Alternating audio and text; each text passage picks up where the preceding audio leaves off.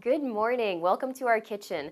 Today I'm here with Chef Julie and she is sharing one of her hot dish recipes. And today it's actually a little bit different because it's a spin-off of a Campbell's V8 chili recipe. So Chef Julie's just giving her version of that to us today. Yes, absolutely. So I just tweaked a couple of things just to give it a little bit more flavor for my style anyways. So we have some hot oil going in our pan and I'm going to toss in onions. Okay. We have to have onion and chili, right? So we're going to go with that. And I'm just going to crank this up a little bit. And that was about a cup, a little bit more, you know, whatever you like, whatever you have. This is a whole green pepper and I just diced it. Okay. So I'm going to add that in there. And the reason why I like to saute these first before adding in anything else is to start that flavor. So that's why I did that. So I'm going to give that a little stir so that everything can get coated in the oil. And I'm going to crank the heat up just a little bit because I want it to be really sizzling so that it can brown those real nice. Excellent. And now is this something, you don't need to let it cook down all the way because you're going to continue to leave these in the pot as you put everything else in? Yes, and then we're going to let it simmer so it's going to have plenty of time to cook. We just want to get a nice little saute on them first. Okay. Yeah. And how long? Oh, I would give it 2 or 3 minutes. If you have more time, you could let that go for 10 or 15 minutes to really let the onions caramelize. But, you know, if you're in a pinch, a couple minutes is fine. Okay. Yep. The next thing we're going to use is turkey. So this is ground turkey. This is about 1.25 pounds. All right. And that's the 93.7 blend that you have there? Yes, 93.7. So that means there's only about 7% fat. Okay. So it's good that we have that little bit of oil in there just to add a little bit more flavor. Now you could use any type of ground meat, right? Not just turkey. Chicken is fine, or beef, of course, Right. if that's what you prefer. Yes, exactly. So whatever you want, whatever you have at home, you can use. So speaking of ingredients and stuff, one of the things I see that you don't have on here is noodles. I know growing up, my mom used noodles in chili all the time. Is that something we could throw in? yeah, you could throw the noodles in. You know, I'm from Michigan. We used to have chili mac, so you put the chili on top of noodles. I know that's not your thing. No, but it is not what I was talking. It's really chili with noodles. That's what my mom did. We're from northern Wisconsin. Yep. She would just throw elbow macaroni into it. And I think for us, it was something that made the dish go a little further, and it wasn't as expensive as throwing additional meat into the dish. Sure, that's what's cool about chili is the sky's the limit. You can use whatever types of ingredients you want, whatever you have at home. It's kind of like everything but the kitchen sink, that sort of thing. Right.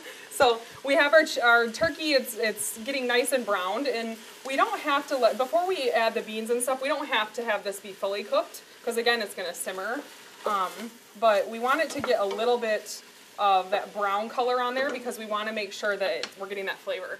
Okay. So we'll let that go for maybe 2 or 3 minutes, and then we'll throw in the rest of the ingredients. All right. All right, Steph, now that our turkey has browned, there's only a little bit of pink left in there. We're going to go ahead and add all the rest of our ingredients. We have 2 cans of dark red kidney beans. I like to use the dark red because they're just pretty. Now, this is 2 cans drained and rinsed? Yes, drained and rinsed, definitely. And with that, does it have to be kidney beans? I know my husband's not a huge fan. I love kidney beans personally, but what else can I use in place? You know, with chili, you can really use any beans. I know kidney beans are pretty standard. There's the light red kind if you wanted to use that, but I use white beans, black beans, whatever I have at home. Got it. It So just gives nice that makes it flavor, easy. texture, right. And it's pretty standard I always grew up with beans in my chili, so I have to have something in there. Yes, that was in my mom's chili as well, so I feel like beans are appropriate. Next, we're going to add some ground cumin. I'm not a very good measurer, so in goes however much I want. a tablespoon or 2. This is where I would really mess up because everything has to be measured on the dot. Well, the recipe definitely has some measurements in there, but I like a lot of chili powder, so I just added probably a tablespoon and a half, maybe 2. Okay. Now that's one that I actually will be a little creative with because I know it really depends on taste preference if you like the chili powder or not. Yeah, and see, I mean, if you take a look at it, you can tell that, you know, maybe it could even use a little bit more because it's not quite on all the vegetables and stuff. So we'll taste it at the end and see if we want a little bit more. You can always add. That's a really good rule of thumb, looking, did it get on everything and adding a little bit more or less. Right, I like mine, you know, pretty spicy, so does my husband, so we always add probably double what the recipe does, but that's just us. So Not me. Right. So the next secret ingredient, if we want to call it a secret, is V8 juice. So a lot of people put tomatoes, like diced tomatoes, or just tomato sauce, or whatever they have for chili, but I'm going to use V8. It was part of the Campbell's recipe, of course, but this is the low sodium version. So I'm just going to go ahead and add that in. I think the thing I love about this recipe was that because there's really a lot less to do when you just have to pour it out of the bottle. Yeah, and there's so many different varieties of this. There's a hot and spicy, which I like. There's like a cilantro lime. So there's different flavors that you can use, whatever you have. Based on your taste preference. So I love it. That's pretty much it. So we're going to let this chili go for about 15 minutes. Okay. You know, I like to cook my chili all day because it gains flavor as it cooks and sits.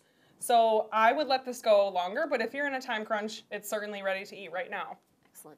And could we put this in a crock pot if we had put this together and then wanted it to simmer all day long? Yeah, what I would do is I would just prepare the recipe as we did today, throw it in a crock pot and let it go all day. Okay. So we're ready to try it? Yeah, let's do it.